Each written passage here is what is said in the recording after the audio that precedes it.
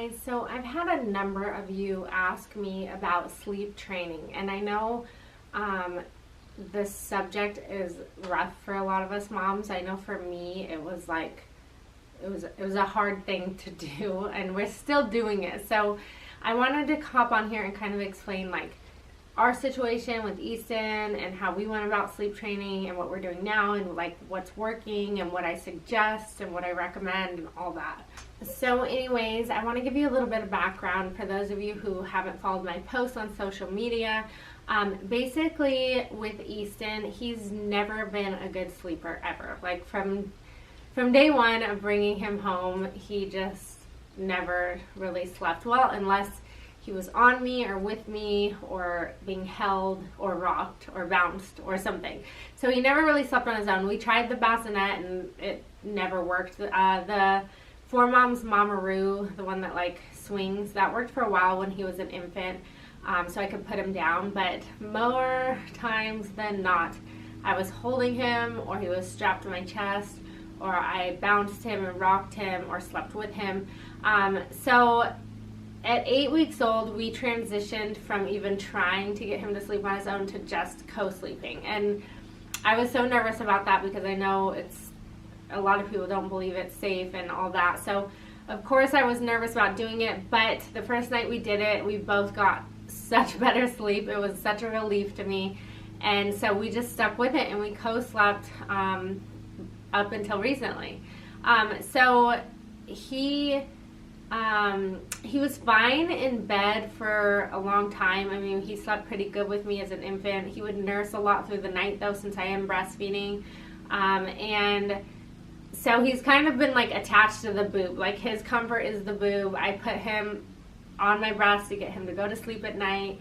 That he nurses himself to sleep. When he wakes up in the middle of the night screaming or crying, I just flip him over, put him on the boob, and then he goes back to sleep. So that's been our method, and that's what's worked for us. However, it got to the point where it was affecting my life pretty negatively because he would want to go to bed at 6:30, 7 p.m. and oftentimes I had a list of things I'd like to get done, but I couldn't because I had to get in bed with him. And it was hard for me. I would have to try to be working in bed without waking him up.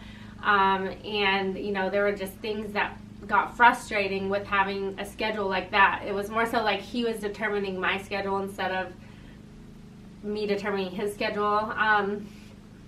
So anyway, I just stuck with it because I didn't know what to do and I didn't know how to break him of breastfeeding at night. And I was just we'll just keep doing what we're doing. On occasion, I could sneak out of bed with him in bed, but there was also that point where I got nervous about him crawling off the bed and falling, and I didn't feel like it was safe, so I would just stay in bed with him once I was in bed. So again, it affected my life, made things very hard for me, especially if we were traveling and I was working an event, and I had to get up at 6 a.m. to get hair and makeup done, and he was sleeping with me. Then I had to literally try to sneak out of bed without him waking, or he'd be awake too early and it'd just be a nightmare. So it was very, very stressful. And I didn't really know what to do. I didn't know where to turn. I didn't know how to make him stop because I wasn't gonna stop breastfeeding at that time. So we just continued it. And then I got to the point where I started feeling it was negatively impacting him as well as me. So for example, a lot of times at night I like to watch TV and kind of wind down and lay in bed. And I noticed that the TV started distracting him and he wasn't sleeping when he should be, and his bedtime was getting later and later. And now that he can walk, and he started walking at 11 months, oftentimes now he'll jump off the bed and he'd run out in the living room and want to play, and it's 9 o'clock at night. And then when we traveled and we went to Oregon, his schedule got super thrown off and he was delayed because it's a 2-hour time difference. So his bedtime just kept getting pushed back, and it was 9 o'clock by the time he was falling asleep, which is way too late for a baby. So regardless, I knew I needed to do something and I didn't know where to turn. So I had read a few sleep training books, and every time I was gonna pull the plug, I just talked myself out of it or couldn't do it because I was so scared of how he would react, because he's never slept without me. Like, never. He doesn't even take naps without somebody. He naps on the nanny, and he has his whole life. Like, he's that bad. So I was just so scared that it was going to go so horribly, and I didn't know how I would ever get him to sleep without somebody. So anyway, a few months back, about probably 4 months ago, so shortly after he turned a year old, I reached out to Taking Care of Babies, and Kara, who runs and owns Taking Care of Babies, she had me go through her sleep training classes and videos online. And even reaching out to her, I was so nervous, but I will say watching those videos made me feel 100 times better about like what to expect in the process. And a lot of people ask me if I recommend her program, and there's a couple different programs on her site, and the top one is where you get like one-on-one support with her, and honestly, that's the program we did, and I recommend that only because for me, I could read books all day long about sleep training, what you should and shouldn't do, but for me, I needed like the emotional support and the like one-on-one support, not that a book cannot give you. So that's why I did that program with her. And you know, we started, I remember picking a date to start, and I think the biggest thing that I would recommend is making sure, like, once you pick a date to start sleep training, you have to be 110% committed to it. You can't have any doubt in your mind that you're gonna back out or you know, not do it, because as Kara would say, that's just mean to your child, because you're confusing them and you're not following through with the program. So when I picked a start date, I was 110% committed, and I was like, okay, we're doing this no matter what. I'm gonna do it, even no matter how hard it gets. And I really needed Brandon on board with me, because obviously without your significant other on board, it could be a disaster. You just, without sleeping and hearing your kid somewhat cry, because they do cry, your brain will go to a million miles, a million different places to tell you why you should just say screw it and do things the easy way, that in the long term is the hard way. Basically, the key is to stay as committed as possible once you start any sleep training program, or it doesn't work. And we had success, but we also didn't have success, and I'll explain why and kind of like where we're at now with sleep training. I also want to mention that I will link Kara's website in the drop down box if any of you are interested in using her. She's been great. She's been fabulous. I have nothing negative to say about her or her program. Again, for me, it was more so needing like the emotional support through the process and coming up with like a customized approach to Easton, because I didn't know if I should just start weaning him at night, if I needed to wake him up to nurse him, all those things that like are specific to your child. So anyway, that's where Kara really came in handy and helped me out a lot. So when we started, I knew that I needed to be committed to it, and I was. And as soon as I would put him in the crib at his bedtime, and Kara will walk you through like your bedtime routine and how it needs to stay consistent and all that. But when I would put him in the crib, I knew that once he was in the crib, I was not taking him out of the crib no matter what. No matter how bad it got, no matter how much he was crying, no matter how tired I was, once I put him in, he was not coming out. And that, I think that was the biggest factor to having some success with the program. Although it was the hardest factor for sure, because there were many times that I was like, I just want to take him out of the crib. So I would say the first night he actually did a lot better than I would have ever imagined. I mean, there was definitely crying, and Kara teaches you to go in and check on them. You don't just let them cry it out. You know, they do cry because basically they're just throwing a tantrum and protesting because they want to be with mom. That's all they know. And it was hard to hear, and I was definitely glued to the monitor, and you know, I couldn't sleep that first like 3 nights. I didn't even the periods he was asleep in the crib, I just couldn't sleep. I felt like I had a limb missing. It was so weird to be in bed without him.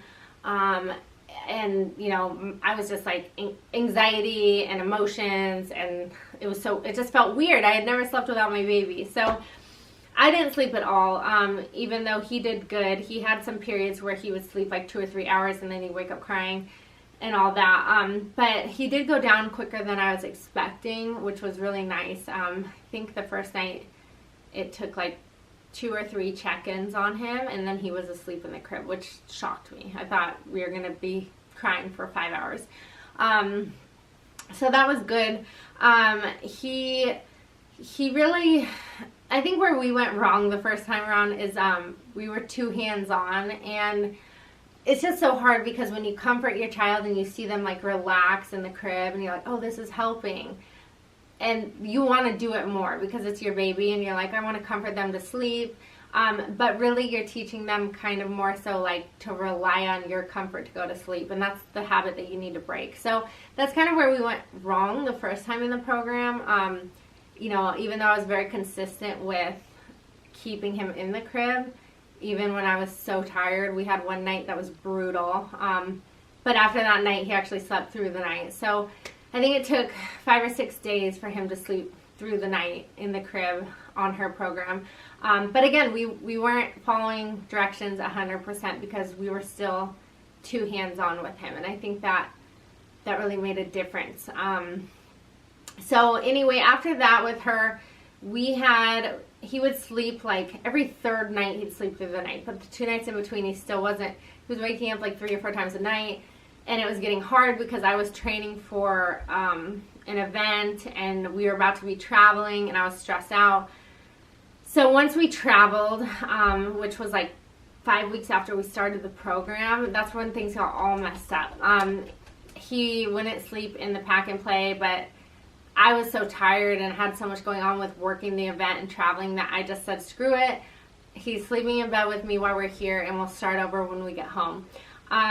Unfortunately, after that trip, I had another like 3 weeks of traveling and it just was impossible to stay consistent. So I was like, okay, well, I'm going to start when I'm done traveling because it's just, you're supposed to stay home for a period of time after you start sleep training so they really like get it down. And my life is just crazy, so I was all over the place, and he was coming with me. So I just said, I'm going to start over when this is all done. And then we got home from traveling, and that's when his sleep schedule got all messed up from the time change. And that's when really I saw him, like, his bedtime getting later and later and later. And I knew I needed to get back to sleep training, but he then got sick and got a cold, and then he got another cold, and then he had a rash. And I kept making up every excuse in the book not to do it again, until finally, you know, it was like 9:30 at night one night, and he hadn't gone to bed yet. And I was like, he's running the show. He is literally running our lives. And, you know, there's certain things that gave me the inclination that like he was ready for his own crib. He was ready for his own bed.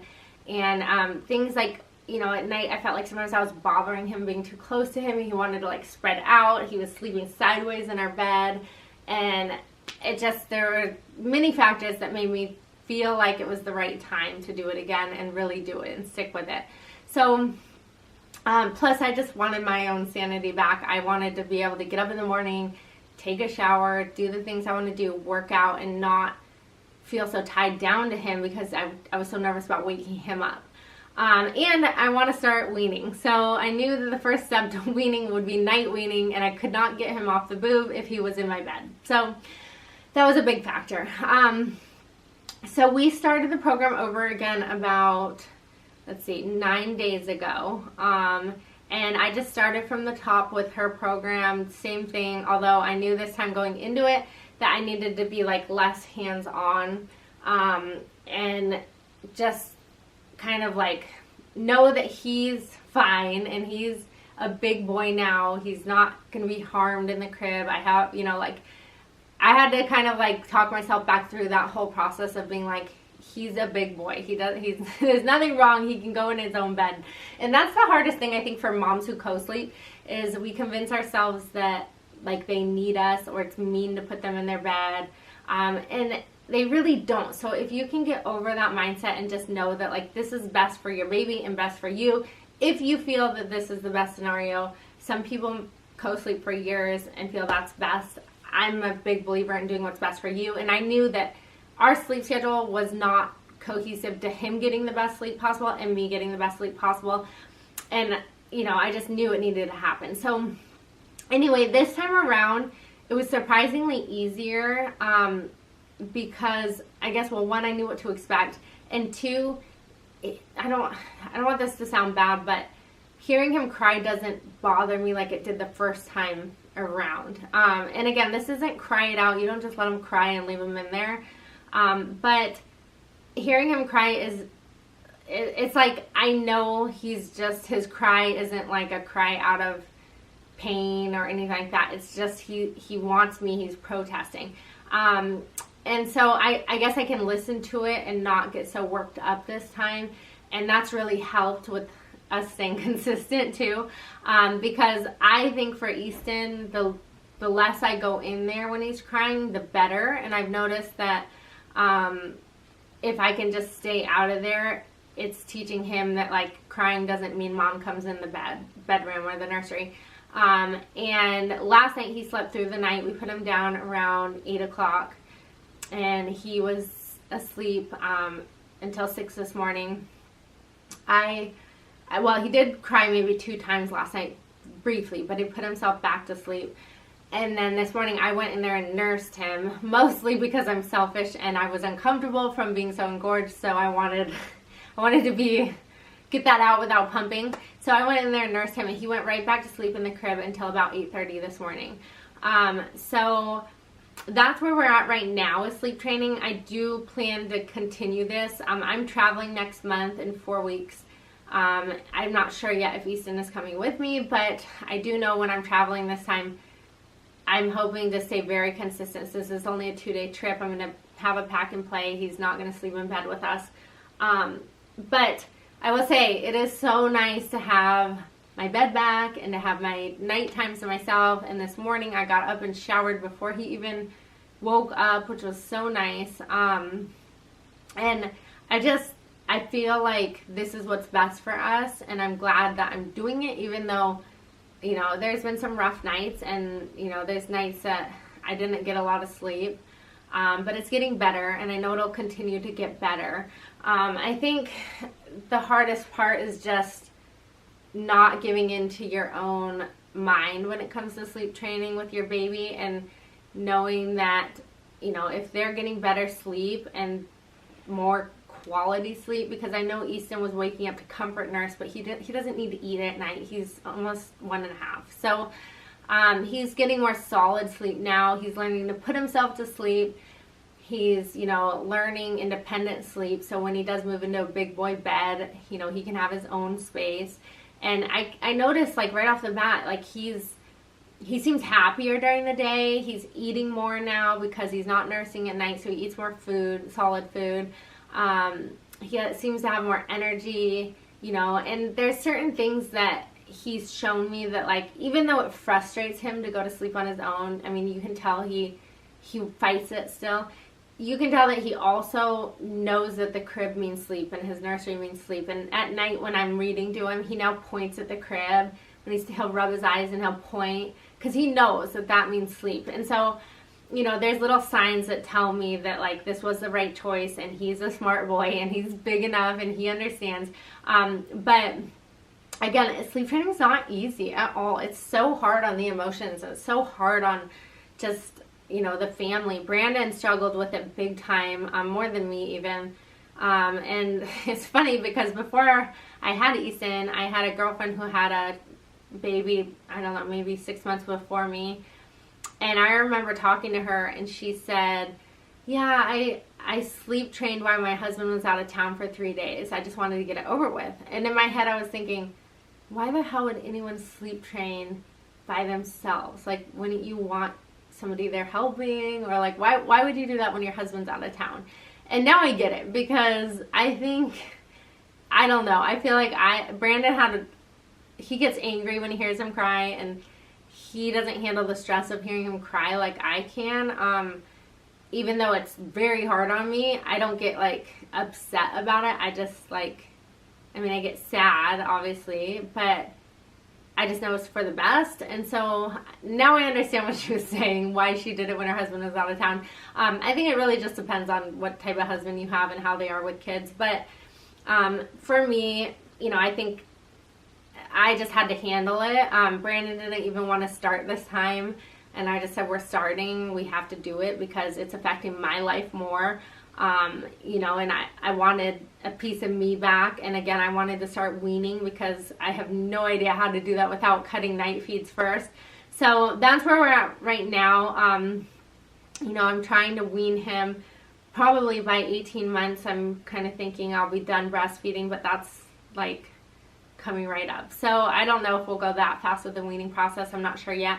But step one was night weaning, and we got there. So I just wanted to make this video because a lot of you had asked me about sleep training and what I felt and what I thought, and that's where we're at, and that's my honest opinion on taking care of babies. She was great to work with. Highly recommend her if you're somebody who needs that support, or if you just want a program that, like, you know, she can walk you through it and make you feel more comfortable about what you're doing. She's married to a pediatrician. She's got a lot of valuable information on her Instagram as well. And I'll link all that in the drop down box. So thanks for watching, guys. If you liked this video, don't forget to give it a thumbs up. And don't forget to subscribe to my channel. I'll see you in the next one.